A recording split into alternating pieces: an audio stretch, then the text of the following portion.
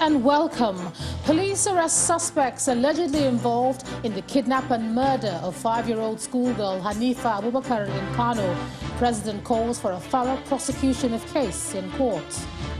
Commissioner for Trade and Investment in Bayelsa State, Federal Tokuto, kidnapped by gunmen who stormed his home in Ogbeya local government area. EFCC arraigns former director of defunct bank PHB before a federal high court in Lagos over 26 billion naira money laundering charge. And Russia and the US hold what they describe as frank talks in a bid to reduce possible conflict in Ukraine. We also have international news from our London studio.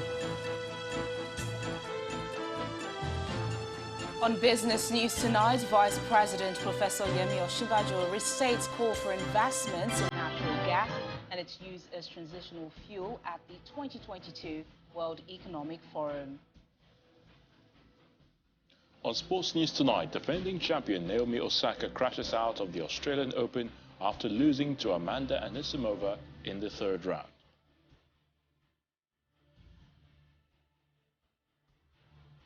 And from Abuja, Federal High Court in the FCT issues last warning to the Nigeria immigration lawyer over the refusal by the service to release the seized international passport of the former governor of Rivers State, Peter Odili.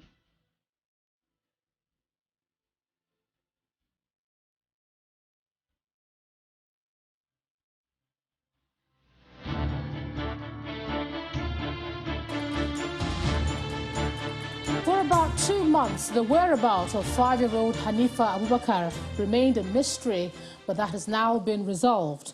The police in Kano State Command has confirmed the arrest of the suspected abductors of the girl, who was kidnapped and subsequently killed, allegedly by her teacher, Abdul Malik Tanko, in November 2021. They were said to have demanded 6 million naira as ransom for her release before she was killed.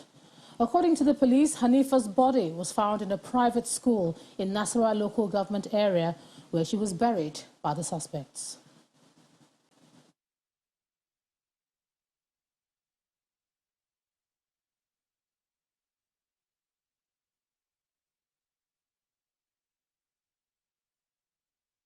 Almost 2 months since 5-year-old Hanifa Abubakar disappeared from the premises of Noble Primary School in Kano, where she was receiving Islamic lessons. After weeks of investigations, the owner of the school, located in Dakata community, Nasarawa local government area of Kano State, confesses to kidnapping and killing Hanifat, the only child of her parents, after collecting ransom. He said he panicked because Hanifat recognized him. After getting to 11 o'clock at night, I picked her, and then I used to drink tea always, so I was drinking tea at that time. So I put the remaining tea inside an empty container of bobo yogurt, and then I poured in this rat killer poison inside, and which was given to the girl. That is, she not at home, not at my own house. When we went to the other school, when we were passing, I told her that I'm taking her back to her own house. So as we're going, I gave her on the road. She drank it, and then we entered one of the other branch, because the school branches are 2. We entered the other branch with her. I told her that I'm going to pick something inside. She entered, and then that was where she finally died. These confessions were made by Abdul Malik and his accomplice, Hashim Ishaku, after a team of security agencies was put together to find the 5-year-old who had gone missing since December 4, 2021. Hashim also confessed that sometimes in the month of November 2021, the principal suspect, Abdul Malik, met him and one Fatima Jibril Musa, female, aged 27 years old, of Layim Falaki, to the Murtala quarters, Nasarawa local government of Kano State, and ordered them to kidnap Hanifa. They planned and failed many times, and then later rescinded their action. Fatima was also arrested and confessed to the crime. Father of the minor couldn't hold back his tears while thanking all those involved in the arrest of the suspects. Only God knows why such a thing will happen. This brings deep sadness I can't explain. It hurts so bad. May God avenge for us. I thank the security team that helped catch the suspects. Meanwhile, a resident in the neighborhood where Hanifat's body was exhumed says they've been living in fear since the incident occurred. This is a very disturbing incident in our environment. After the police exhumed the body of Hanifat, everyone in the community went into their homes early. The suspects buried Hanifat in a shallow grave within the school premises, but now she's been given a proper burial according to Islamic rites. In the meantime, the doors of Noble Primary School are to remain shut indefinitely on the orders of the state government, while the suspects are charged to court. And as expected, outrage is trailing the murder of the schoolgirl Hanifa Abubakar, and the president is calling for a thorough prosecution of the case in court. President Muhammadu Buhari, in a statement, commends the police and the Security Secret Service for unraveling the mystery behind the disappearance of Hanifa and for the arrest of her teacher and others suspected to be involved in her kidnap and murder. He urged the police and Ministry of Justice to uphold the integrity of the detective work that foiled the case, describing it as an achievement that should instill more public confidence in the authorities. In his words, when breakthroughs like this happen, people will talk differently of law enforcement. While expressing the nation's condolences to the family of the schoolgirl, President Buhari prayed for the repose of her soul and urged her parents to bear the sad loss with courage. Away from that story, in continuation of his two-day working visit to Kaduna State, the president has commissioned a road and a modern Sebongeri market in Zaria. President Muhammadu Buhari commended Governor Nasir El-Rufai for fulfilling his promises, to the people of the state. He made the remarks at the palace of the Emir of Zazzau, Ambassador Nuhu Bamali, who appealed to him to support the efforts of the state government in addressing security challenges in the state. It's President Muhammadu Buhari's second day in Kaduna State, where he's been inaugurating a number of projects executed by the El-Rufai administration. The president starts the day with the inauguration of Queen Elizabeth Road and the modern Sabongeri Market in Zaria.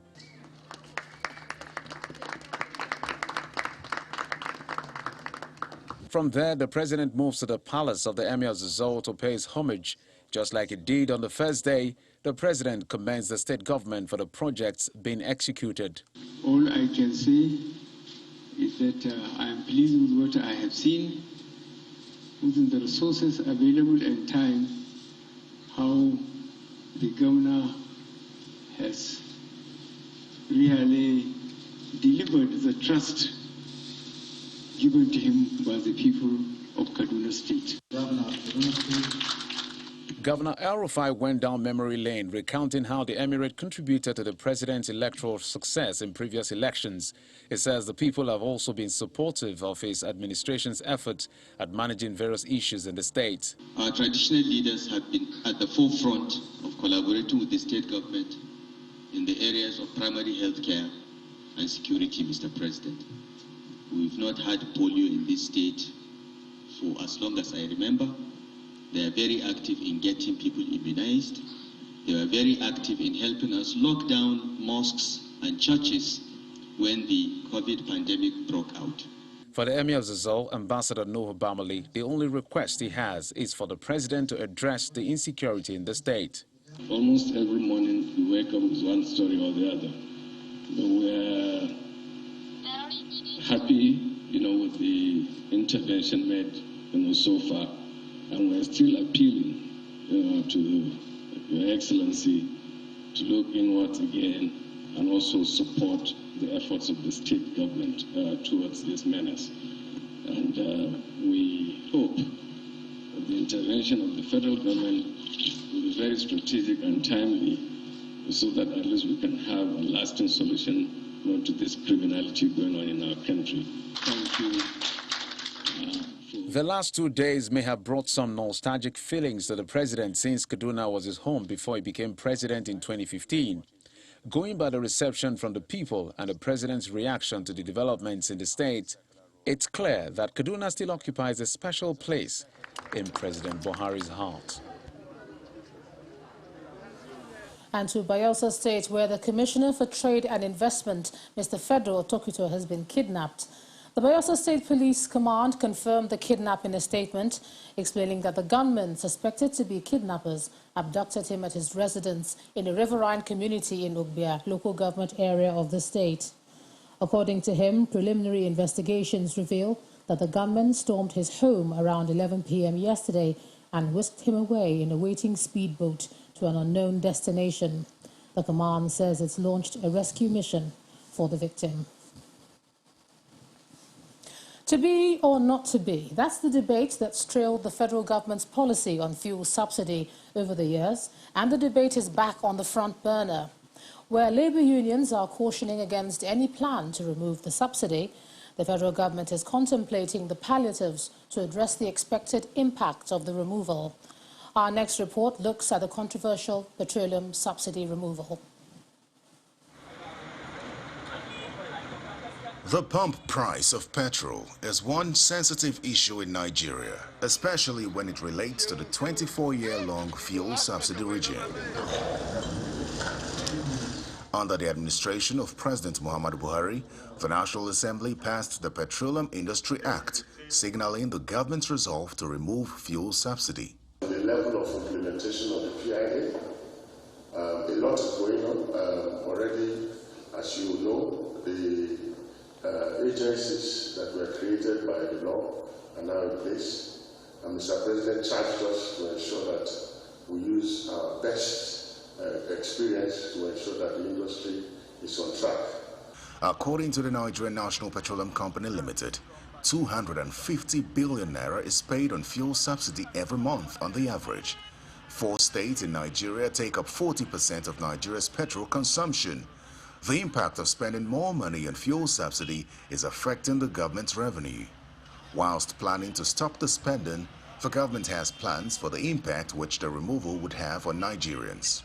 What you're dealing with is about 243 billion naira of fuel subsidies every month. Anyone can take his telephone and compute this. 60 million liters times 135 naira times 30 days. It will give you 243 billion. So there's no magic around this. We already agreed it will be 5,000 naira, and we also agreed that the remittances have to be done digitally. So the e-naira will help, but also so the various payment platforms that are currently available. What we will not do is paying people in cash. The maximum will be 12 months, the minimum will be 6 months.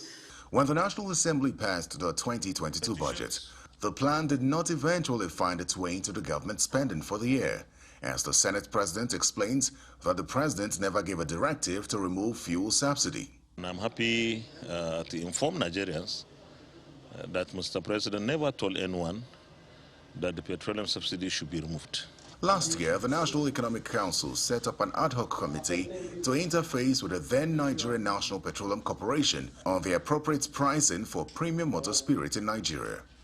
The governors are now planning to meet with the Nigeria Labour Congress and the Trade Union Congress over the fuel subsidy matter.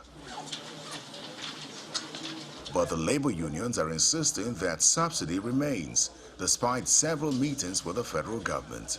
When that policy pronouncement was made, organized labor met, and we issued a statement rejecting that policy, to say if the policy is about continue to import, and then in the name of subsidy removal, hike the price, which will then make life unbearable for average Nigerians.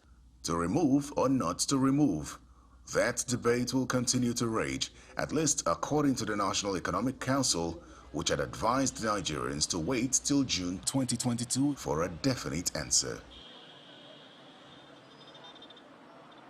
In part 2, after the break, we'll take a further look at the fuel subsidy issue. We'll be joined by an economist and CEO of financial derivatives company, Mr. Bismarck Rewane. That's in a moment. Do join us again.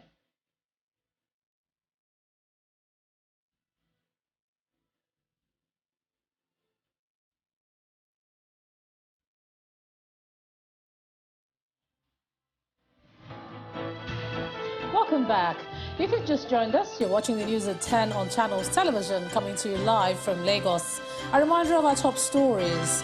Police arrest suspects allegedly involved in the kidnap and murder of 5-year-old schoolgirl Hanifa Abubakar in Kano. President calls for a thorough prosecution of the case in court. Commissioner for Trade and Investment in Bayelsa State, Federal Otokito, kidnapped by gunmen who stormed his home in Obia local government area. EFCC arraigns former director of defunct bank PHB before a federal high court in Lagos over 26 billion naira money laundering charge. And Russia and US hold what they described as frank talks in a bid to reduce the possible wider conflict in Ukraine.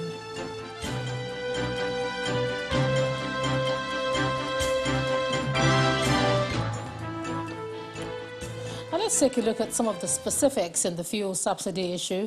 I'm now being joined on the news at 10 by an economist and CEO of financial derivatives company, Mr. Bismarck Rewane. Thanks a lot, Mr. Rewane, for joining us. Thanks for having me. Good evening. Good evening. I know you've been following this debate closely, back and forth. Now, what exactly are the facts about the subsidy issue beyond the to be or not to be? What are the facts? Okay, let me break this down into 3 segments. One, what is the news? The news is that INEC has postponed the time for dealing with this thing from now to June this year. What is the news? That there will be a demonstration on the 1st of February by the unions. What is the news? The federal government has provided in the budget up to June this year for subsidy. What is the news? The Petroleum Industry Act does not allow for payment of subsidies. What are the facts? The fact that Nigeria supposedly uses between 60 million to 72 million liters a day. That's what the data says. But the reality may say something else. Nigeria produces anything between 1.4 and 1.8 million barrels a day. The OPEC quota is 1.8 million barrels a day. The price of oil today is at $7 a barrel, highest point since 2014. What's the inconvenient truth and the evidence? The 5 refineries in Nigeria are out of service. There's a world illusion in Nigeria. The people do not trust and have not trusted government as far as refineries and oil prices are concerned over the past 30, 40 years. And the people are actually squeezed. Okay, now let's go to what actually is the reality. The reality is that the subsidy debate is a political debate with an economic dimension. In other words, good economics does not necessarily mean good politics. So now we are in the middle of an election season, so everything will have an electoral and political coloration. So let's discount for the politics of today and say what the facts are. It's a storm in a teacup. The ordinary man has 3 refined products that are of relevance to him. 1, diesel. 2, petrol. 3, kerosene. The diesel and kerosene price have been deregulated for a couple of years. Today, they are paying 350 naira per liter of diesel and 470 naira per liter of kerosene and 165 naira per liter of petrol. The subsidy per liter of petrol is about almost 235 naira per liter. Now, some people say that since we have oil and we are an oil-producing country, we should be having low petrol prices. Since we have refineries, now what are the facts today? The facts are that the world's largest oil producer today is the United States. It produces 11.18 million barrels of oil every day. And the price of petrol per liter in America is 95 cents. That is basically $1. America has 135 functioning refineries and a population of about 320 million people. Saudi Arabia produces about 9 million barrels, but maybe for the OPEC quota, about 8 million barrels. It has 5 functioning refineries, and the price of petrol in Saudi Arabia is 62 cents per liter. Nigeria produces, let's say, roughly 1.4, 1.5. The price of petrol, using the official rate, is about 39 cents, but using the unofficial rate, it's 29 cents. And guess what? So that tells you that the fact that you have oil production, the fact that you have functioning refineries does not mean that the price of petrol should be lower in your country. But it's wrong to make that straight comparison because the income per capita in Saudi Arabia and and America is much higher than that of Nigeria. But let us look at further, let's look deeper into the facts. The reality is that if the government was to say today that, look, we are unable to provide governance, therefore every Nigerian should come and get his share of crude oil every day. Every Nigerian will get 0.10 barrel every day, the 200 million Nigerians. And it will fetch you 454 naira a day. And with that 454 naira a day, you will buy you produce your own electricity, produce everything. But that's a very crude analogy. And every American will get $2.40 a day. Nigerians will get 80 cents a day. And Saudi Arabians will get $23 a day, every Saudi Arabian. Angolans will get something like almost $3.20 a day. So the oil output per head and revenue per head is a different thing. So there's a wealth illusion. There's work to be done. So we have to work, and we have to do that. Now, the other question, the other inconvenient truth is that it is said that the higher the oil price, the higher the rate of inflation. Facts do not show that. It is true that there's a pass-through effect and it leads to inflation. But let's look at West Africa. Ghana has petrol price of $1.19 a liter. And here the rate of inflation is 11%. In Kenya, it's $1.16, and the rate of inflation is 5%. Uganda, it's $1.30, the rate of inflation is 2.9%. In South Africa, $1.30, the rate of inflation is 5.9%. In Nigeria, it's 29 cents, and the rate of inflation is 16%. So it means that inflation has other causes apart from petrol prices. So that's the fact, that's the evidence. So let's situate that discussion there. Okay, Mr. Arwane, from what I gather, what you've said now and what we hear, some say remove, some say don't remove, others say remove, but perhaps it's not the right time. Which move do you think will improve the welfare of the average Nigerian, finally? It's never a right time to take the bitter medicine. But if you don't take the bitter medicine, it comes to haunt you down the road. So what will happen if you remove these subsidies today?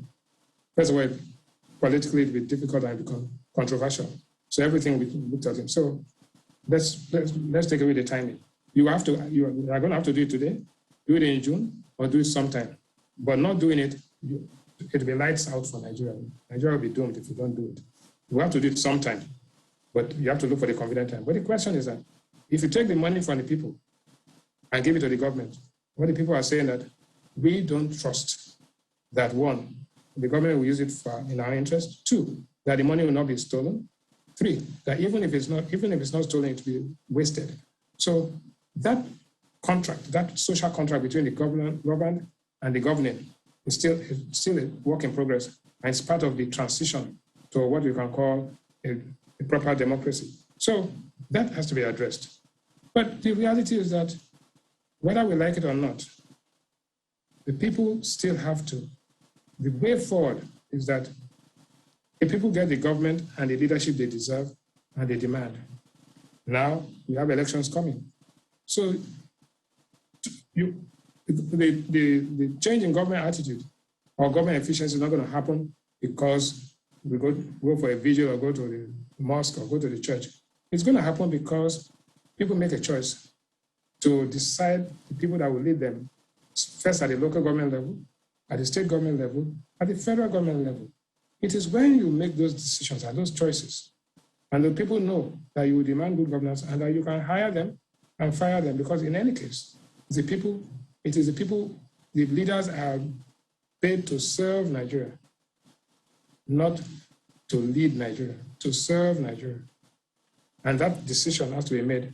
And so the way forward is actually, let's face it, we could limp along, we could stroll along, or we could take those hard decisions. But sooner or later, we have to make the decision to ensure that the destiny of Nigeria, the economic destiny, is a function of the political destiny and the strong and solid leadership of the country at all levels.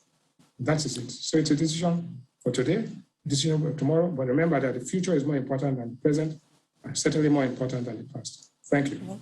All right, CEO, Financial Derivatives Company, Mr. Bismarck Arwane, always a pleasure to have you, and thanks for sharing that on the News at 10 tonight. Thank you for having me. To politics, where the lead convener of the Lagos for Lagos group has joined the People's Democratic Party after dumping the All Progressives Congress. At a public welcome rally for the group in Lagos, Mr. Jide Adediran says the PDP is willing to accommodate his vision. 5 state governors, the national chairman of the PDP, and other top party officials were present at the rally. PDP, PDP, power to the people.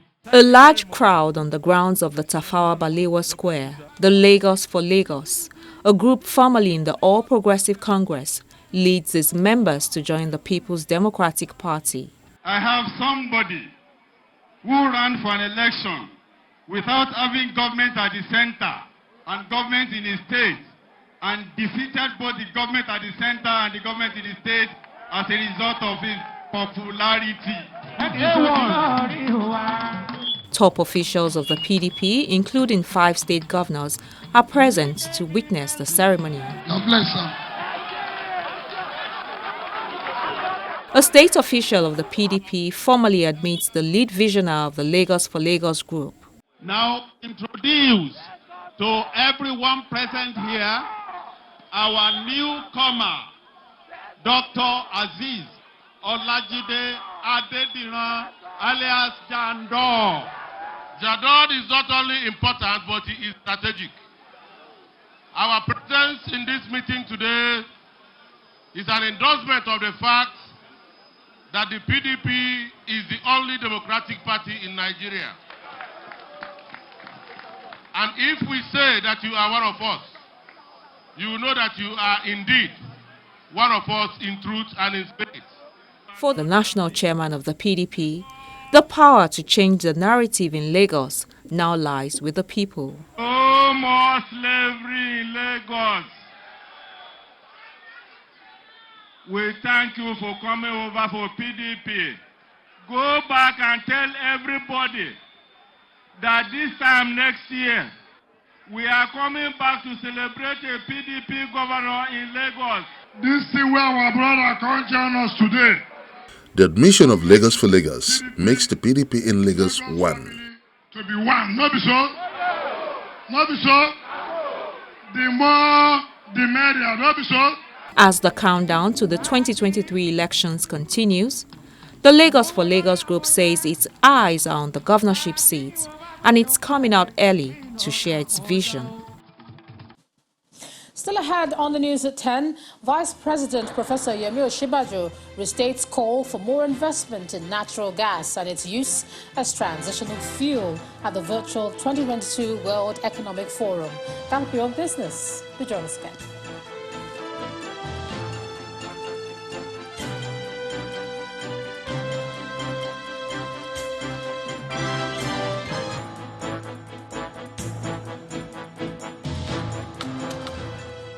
Welcome back to the news at 10. Let's cross over to Abuja, and here's Linda Akigbe.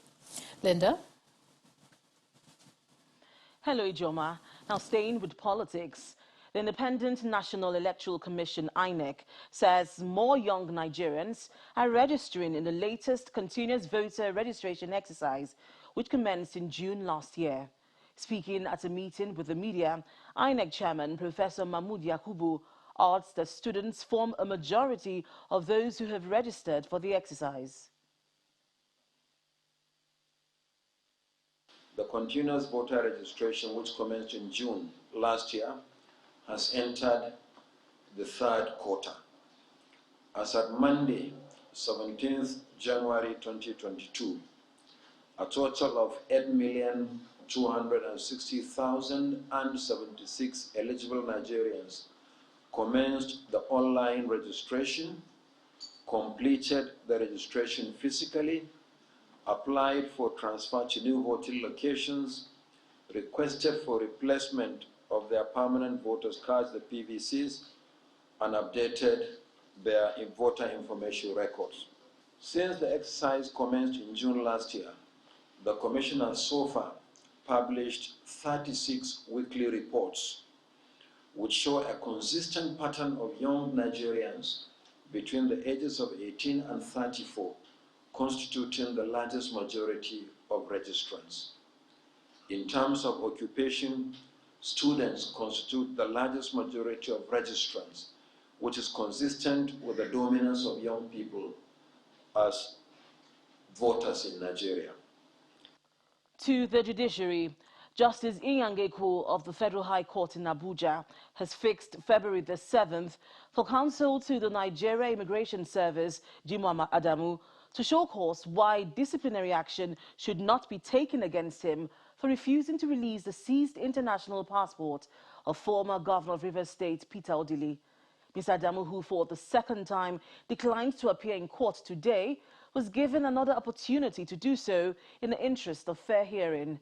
The judge had on December 21st last year ordered Mr. Adamu to explain to the court the reason for holding on to the passport of the former governor, despite an order of court on October 18th ordering its release. Meanwhile, the Economic and Financial Crimes Commission, EFCC, has arraigned a former director of defunct bank PHB, Mr. Fumi Ademosun, before a federal high court in Lagos for an alleged 26.6 billion naira money laundering. Mr. Ademosun was arraigned alongside his company, Home Trust Savings and Loan Limited, and another company, Rare Properties and Development Limited. They were arraigned before Justice Daniel Osiago on a 10-count charge bordering on conspiracy, money laundering and fraudulent conversion of the proceeds of private placement raised from the public in the name of Investment and Allied Insurance Assurance PLC. After the former bank director pleaded not guilty to all 10 counts, the prosecutor requested for a trial date and urged the court to remand him in the Nigeria Correctional Services till the determination of the charge. However, counsel to Ademosun requested the court to instead hand his client to him. But Justice Osiago refused the request and granted him bail in the sum of 250 million naira with 2 sureties and ordered that he be remanded in EFCC custody pending the perfection of his bail application. The matter has been adjourned to February 24th, 25th and March the 4th, 2022 for hearing. Away from the judiciary, as a means of diversifying its economy, the Adamawa state government is partnering the Nigeria Shippers Council in establishing truck transit parks, dry ports and border information centers in the state. Governor Umaru Fintiri made this disclosure when he received the Executive Secretary of the Shippers Council in his liaison office in Abuja. It's going to affect us positively because that will improve on our economy, that will improve adequately on the way we also do business because most of the informal business will now be brought into the basket formally. And the state, one, will benefit in promoting our businessmen and women in the state. It will also benefit the state from gaining and raising on our IGR and also improve on the formal, generally formal way of doing business, which is key to the survival of this country because most of our businesses are thrown out there in the informal sector. I think we need to formalize it the way we are planning now so that we can even have some statistic scientifically on what is going on generally in the country. That's all from Abuja. Back to you, Joma. Thanks a lot, Linda.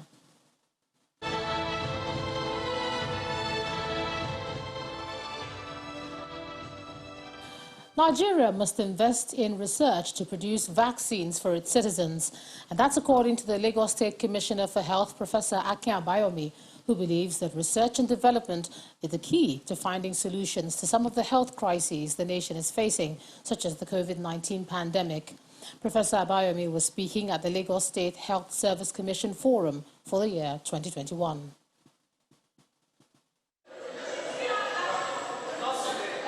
Delivering quality healthcare services to the residents of Lagos is one of the major priorities of the state government, particularly at a time the country is dealing with the coronavirus pandemic. I think you should please continue to applaud her as she gets up on the podium. In achieving its goal, the state government is holding the Health Service Commission Forum for the year 2021 at Lekki, where health practitioners have gathered to brainstorm on how to build a world-class health system in the state. There has been a lot of focus on capacity building, which is paramount in actualizing our vision of being a world-class human resource agency. Thank you very much. The State Commissioner for Health, who is also the Deputy Incident Commander, Professor Akin Abayomi, advocates investment in research to help in the production of vaccine. Africa does not produce vaccines because we do not pay attention to R&D, research and development. You need to create an environment of innovation, an environment of knowledge discovery. And so if you ignore the pipeline of academia, which is the R&D segment, we will forever be dependent on the Northern Hemisphere for developing innovations in terms of drug manufacture, in terms of vaccine development. Please applaud Mr. Governor through his representative. The Secretary to the State Government, Folashade Jaji, who is representing the Lagos State Governor, says government remains committed to skill enhancement and infrastructure development to help improve healthcare services. As a government, we will continue to play the role expected of us to build a world-class health system that will not only curb medical tourism, but also improve the potential of earning foreign exchange from foreigners seeking medical care in our health facilities. In an interview with Channels Television, Professor Abayomi said COVID-19 fourth wave has ended in Lagos. We are now out of the fourth wave. We don't know what's going to happen next, but we want to be prepared. So we're going to now go back to the drawing board because there's a little bit of vaccine hesitancy in Lagos. But we really need to look at how to encourage Lagosians to accommodate taking these vaccines. The battle to end the global pandemic is still ongoing, and the Lagos State Government appeals to residents to get vaccinated and continue to observe the non-pharmaceutical protocols. Michael Obochukwu has emerged winner in the We Niger photography contest organized by the Nigeria Solidarity Support Fund. He received the reward of 500,000 naira. At the public presentation of cash prizes to the top 3 winners at the Coronation Gallery in Lagos, the board chairman of the NSSF, Mr. Tunde Folawiyo, said the COVID-19 themed competition reflected the reality of people living in these challenging times. The best 100 images also received 50,000 naira each. They say a picture is worth 1,000 words, but here 100 pictures are on display at this exhibition holding in the Coronation Gallery in Lagos. These images are the best entries from the We Niger photography competition, tagged Visions of Nigeria, a special COVID-19 themed contest, a brainchild of the Nigeria Solidarity Support Fund. The photos on display here today are selected through public votes. But this was more than a photography competition. It has been a major awareness campaign to focus attention on how people are coping and living amidst a global pandemic. The pictures here reflect the reality of people in these challenging times. Selecting the best 100 did not come easy. We had over 400 entries. The judges selected 100 winners, and so today we're rewarding 100 winners, and we have the photographs of the 100 winners in the Coronation Gallery for anyone that wants to come and view the work and see the creativity of Nigerians and see the story. Now the top 3 winners take center stage. The third prize winner takes home 200,000 naira. The second prize is 300,000 naira, while Michael Obochukwu is the winning entry with a 500,000 naira reward. It's like an empowerment for me to finance my business without actually going through the rigorous process of applying for loan. Come on, which bank would just give me 500k just like that? Without collaterals and stuff. And there's also an auction of entries on Barnum Auction UK. There were more international bidders. I don't know if they were Nigerians, but certainly there were several more people bidding from across the world. I hear LA, London, and so on, than from those of us who were in Nigeria. So that has given significant exposure to those who participated. NSSF is an innovative platform for resource mobilization established to supplement government efforts to mitigate the adverse economic effects of the COVID-19 pandemic on Nigerians. Let's take a look at some business news now. Here's Teniola Shobowale.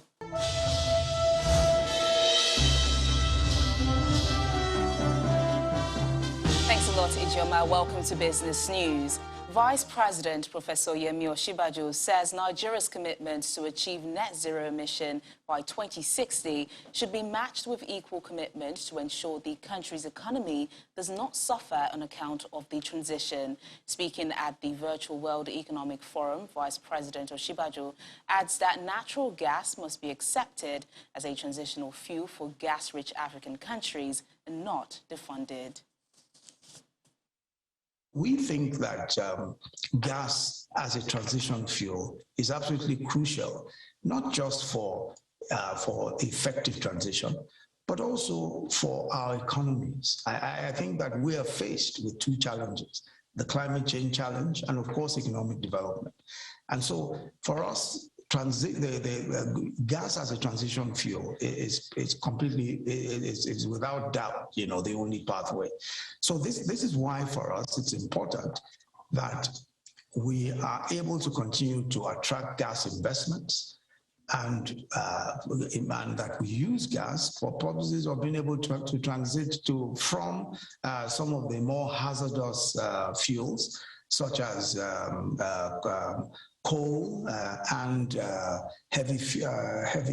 some of the heavy fuels, heavy oil, and all of that. And we think that unless we're assisted in ensuring that this is done, of course, we may suffer not just from the climate change, not just from a deficit in our promises for climate change, but more importantly, in economic development. We're probably the first country, at least most certainly in Africa, to actually develop an energy transition plan and to cost that energy transition plan.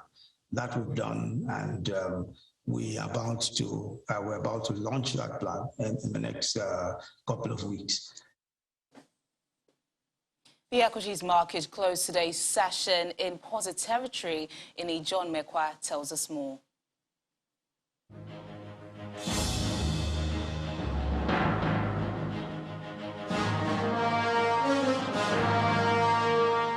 Well, thank you so much. Welcome to the Stock Market Report.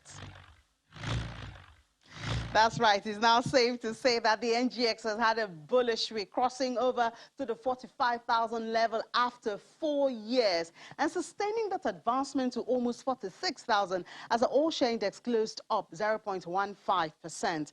Now, as sweet as that may sound, the activity chart was so in the red. Deals was down almost 14% less than yesterday, volume about 68% less, and value over 90% less than yesterday to settle at 2.41 billion naira. But that's notwithstanding, major counters traded positive. Oil and gas over 2.5% today. Well, Seplat just keeps gaining and gaining. It added 35 naira to its share price at the end of today's trading. It closed at 755 naira 10 kobo. I hope we won't see investors taking profit by Monday on that. Well, looking at the consumer goods now, it was up 0.33%. A combination of flour mill, Nigeria breweries, and Northern Nigeria flour mills drove that. Banking was in the red. Looks like profit taking on Access and Zenith led to this. Now, these counters are well represented at the top trades table. We see the transactions on Seplat, Nigeria Breweries and FBN Holding move over 1 billion naira around the NGX today only. I guess it's good to say that it was a profitable week. We look forward to a more profitable next week. That's the Stock Market Report. I'm John Mekwa. Thanks a lot, Taniola. Amid mounting fears that Russia may invade Ukraine, U.S. Secretary of State Antony Blinken and the Russian Foreign Minister Sergei Lavrov have met for talks in Geneva. For more on this and other international news, here's Simon Pusey with Around the World in 5. Good evening and welcome to the Channel Studios here in London with your international news around the world in 5. Russia's foreign minister and his US counterpart have held what they called frank talks to try to reduce the chance of a wider conflict in Ukraine. The announcement came after he departed Geneva after concluding talks with the Russian foreign minister. Sergei Lavrov repeated denials that a huge Russian force assembled near Ukraine's borders would be used to invade Ukraine. Antony Blinken said America would respond severely to any invasion. It comes at a time that Russian Defense Ministry sent out video footage of the Russian army performing drills in the region bordering Ukraine.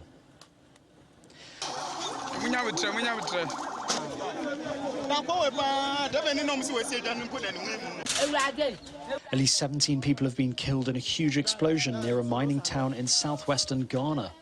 Drone video shows the extent of the damage.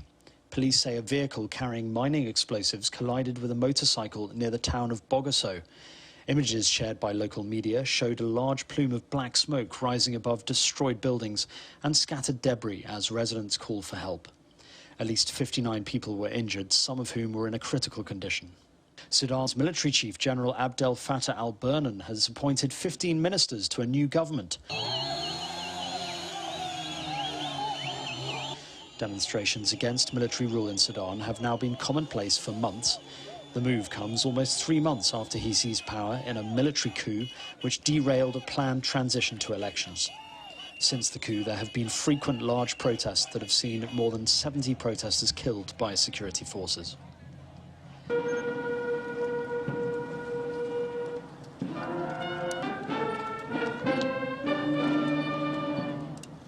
Malian authorities have held a funeral for the ousted President Ibrahim Boubacar Keïta. The ceremony was attended by Mali's current Prime Minister. Keïta passed away on January the 16th at his home in Bamako at 76. Almost 2,000 people, including former adversaries, came to pay tribute at the ceremony held in the Malian capital, Bamako.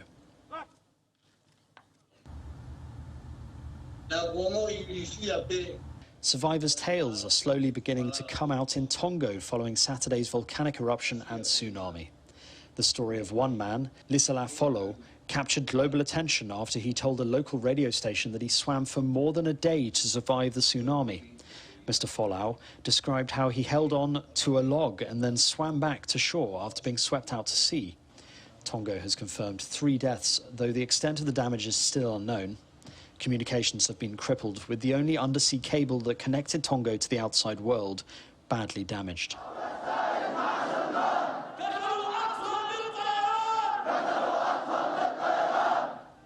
Thousands of demonstrators have gathered on the streets of the Yemeni capital Sana'a following airstrikes which are thought to have killed more than 60 people. 3 children and more than 60 adults are reported to have been killed in airstrikes in Yemen on Friday. Rescue workers were still pulling bodies out of the rubble around midday following the dawn strike on the temporary detention centre in Sada in northern Yemen, but it was not immediately clear how many people had been killed. A Saudi-led military coalition has intensified airstrikes on what it says are Houthi military targets after the Iran-aligned movement conducted an unprecedented assault on coalition member.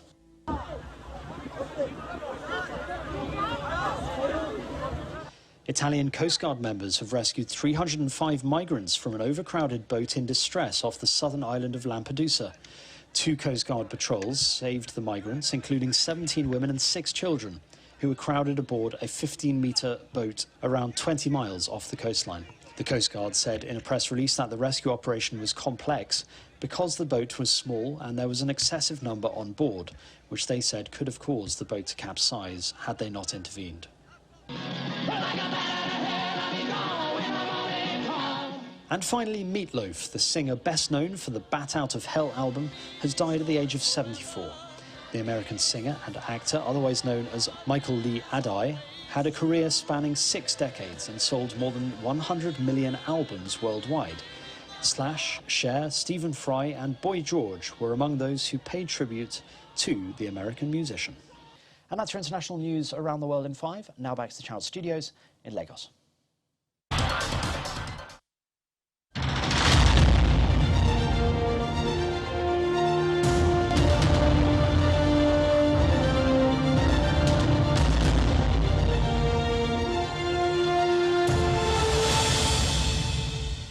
Welcome to Sports News. Super Eagles coach Augustin Aguavon says the last 16 clash against the Carthage Eagles of Tunisia will be a different ball game compared to their group stage matches. As a result, he is thinking that the Eagles will put a different tactic out, or he hinted that there will be a slight change in tactics for the crucial encounter. He says he's confident that his team still has what it takes to win the game. A Rwandan referee, Salima Mukansanga, believes she and her female colleagues earned their place as match officials at the highest level. Mukansanga became the first woman to officiate an Africa Cup of Nations game when she took charge of the Zimbabwe versus Guinea match this week. The 33-year-old said it was an honor and a privilege to have refereed such a game.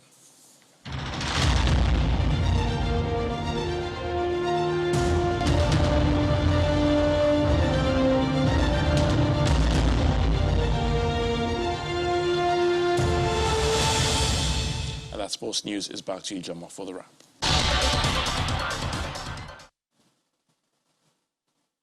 Thanks a lot, Ayotunde. And the main news again. Police arrest suspects allegedly involved in the kidnap and murder of 5-year-old schoolgirl Hanifa Abubakar in Kano. In his reaction to the incident, President Muhammadu Buhari called for a thorough prosecution of the case in court. That's the news at 10 tonight. Thanks a lot for staying with us. I'm Ijoma Onyato. Do have a great weekend. Good night.